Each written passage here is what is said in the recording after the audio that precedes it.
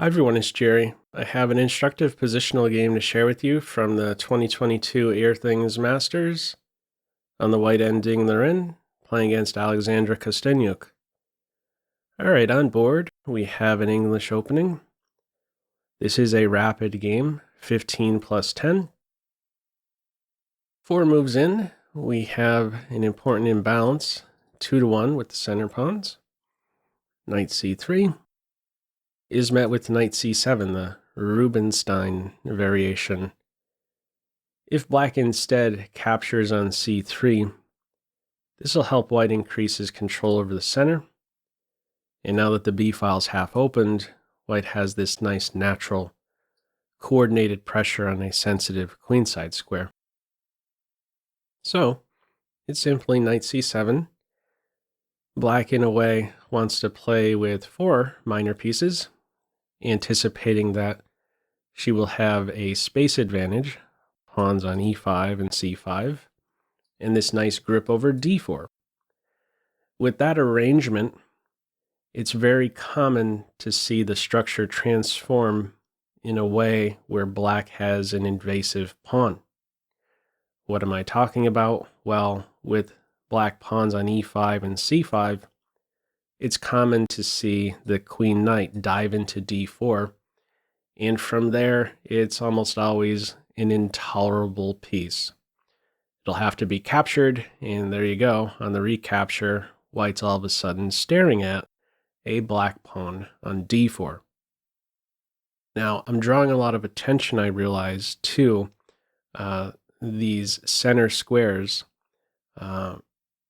Why am I doing this? Well, watch how early on Liren tries to influence this arrangement. Watch how he tries to influence not only the c5 pawn, but also the e pawn before it even gets going. Okay, from here, knight f3, knight c6, and here we are, no routine-like move, such as castles. Instead, it is a3. And this little guy right here has an impact on the c pawn and the e pawn. The reply to this one little baby move is rook to b8.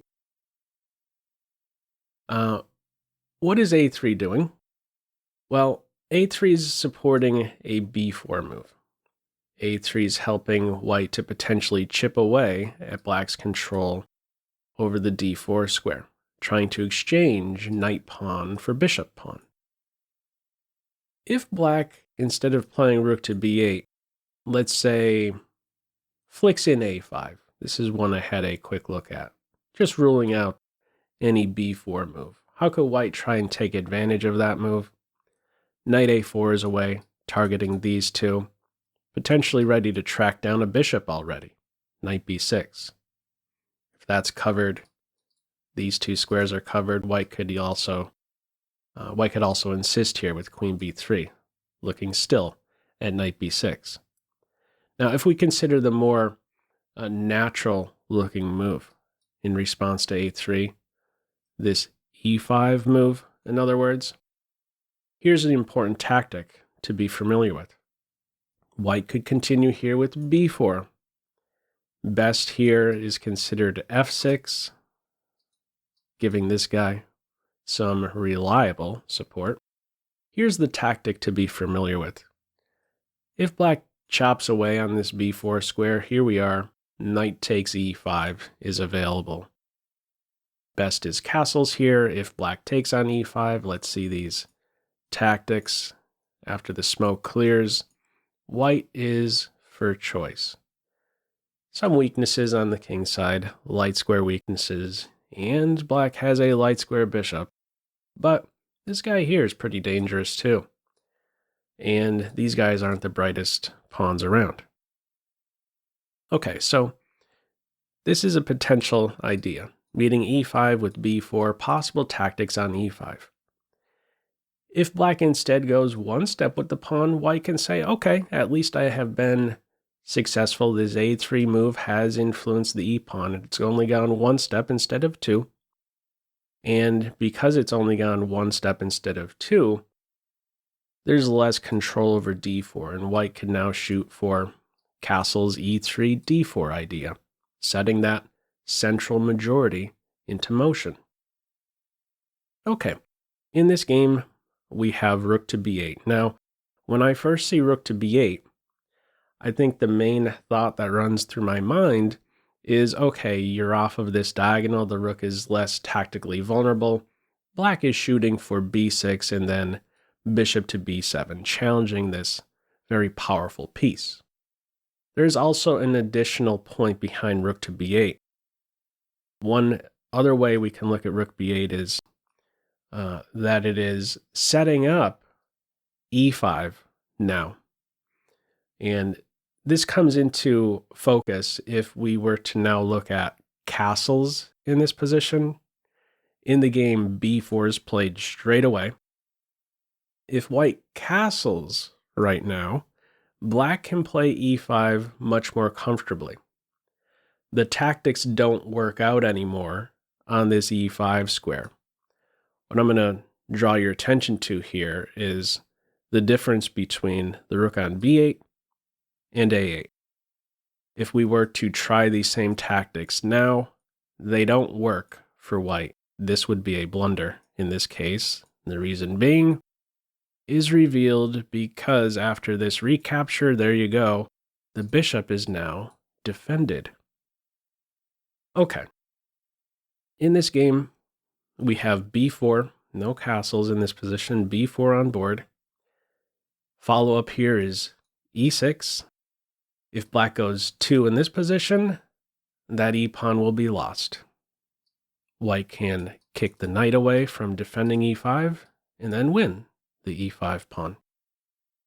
If black takes twice on b4, this knight here is going to get hammered with a check, and then knight e5. 3 attackers are on c6, only 1 defender. White is already winning after these 11 moves.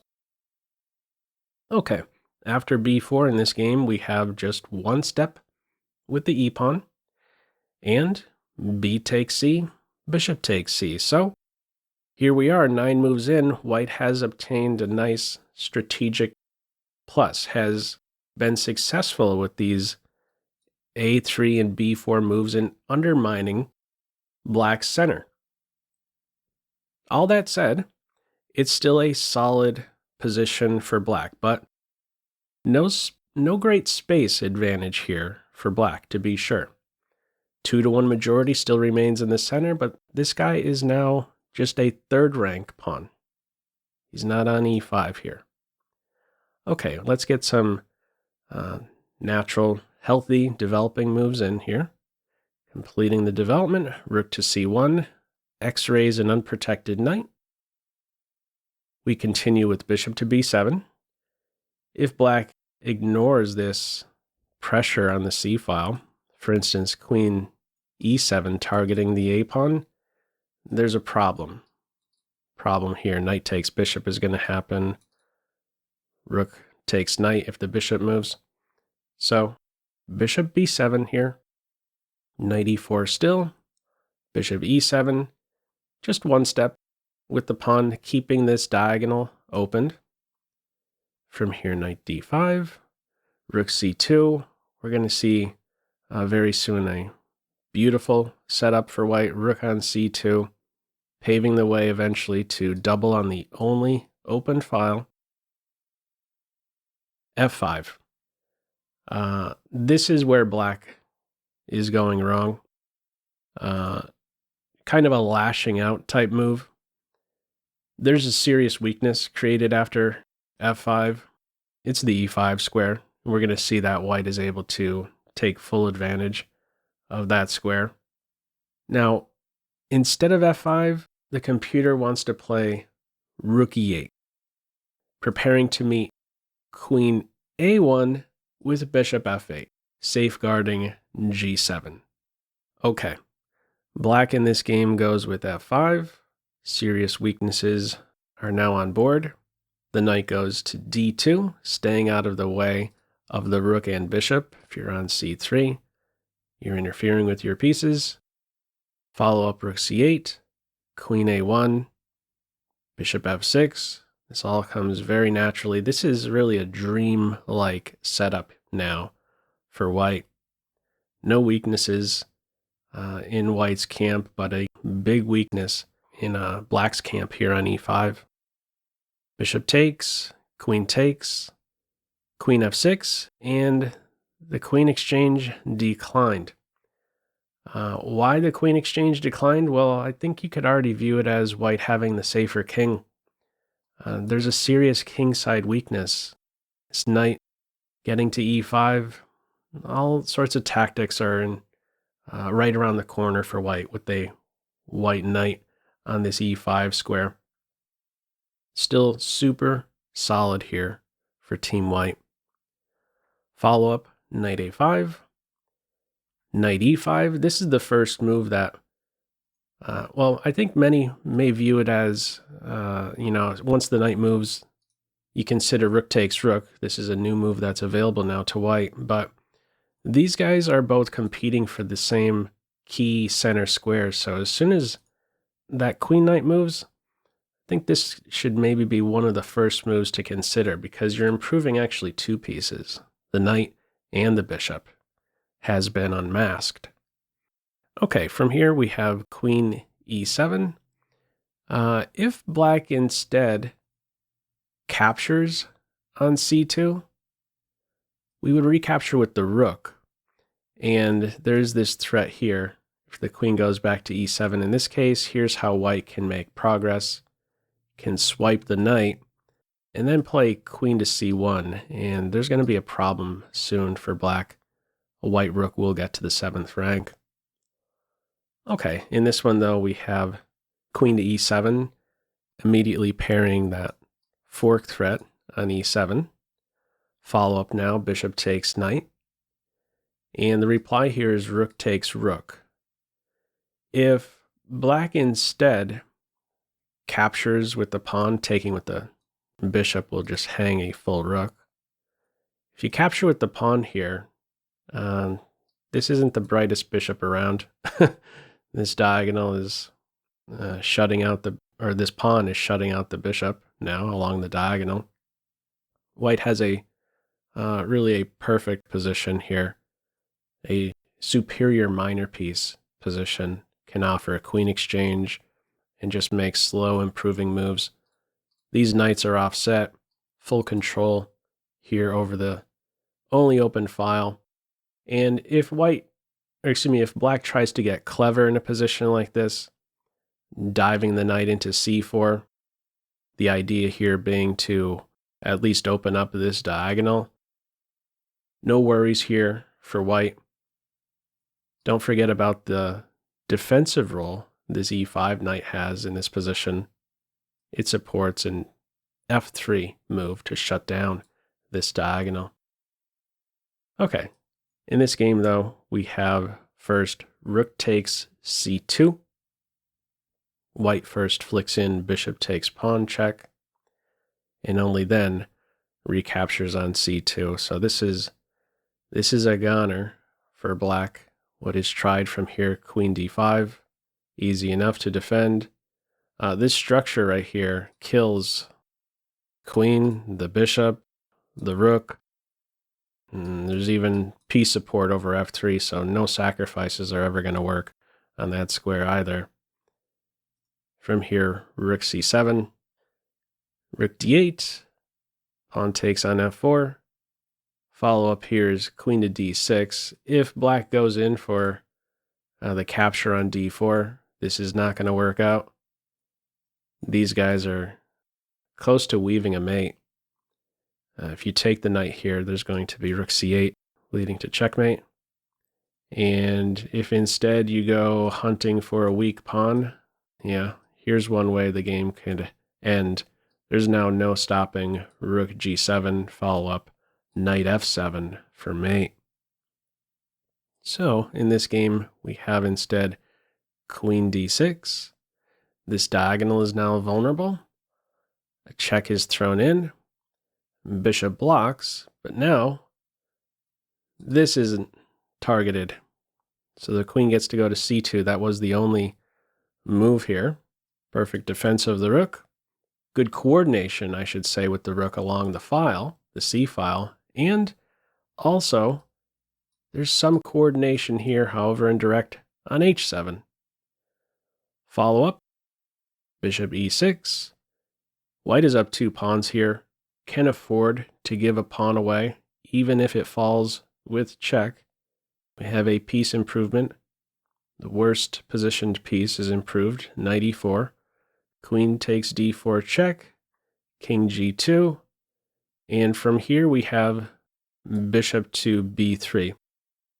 If instead rook to f8 is played, here's one move that's available to white, targeting the bishop and mate.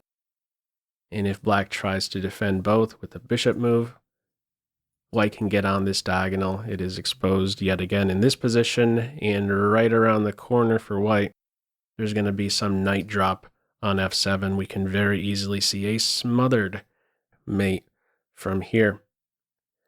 Now, in this game, there is no rook to f8. Instead, it is bishop to b3. Why was I highlighting rook to f8 line? Well, it's because that move would at least defend against the final move, as it turns out in this game, and that is knight f6 check. Black now resigns. What are black's options from here? Well, let's consider there's pawn takes knight and 2 king moves. If pawn takes knight, there we are. Direct coordination now on h7.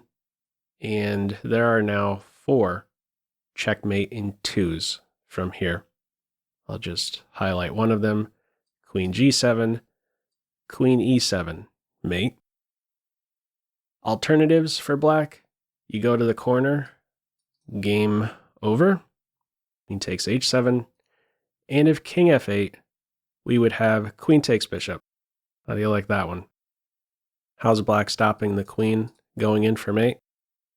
Knight takes queen? How's this for a checkmate? That's one of the prettier ones. Anyhow, what'd you think of this one? Feel free, as usual, to leave any feedback to this video in the comment section below. I hope you enjoyed it, and maybe took a thing or two away. That's all for now. Take care.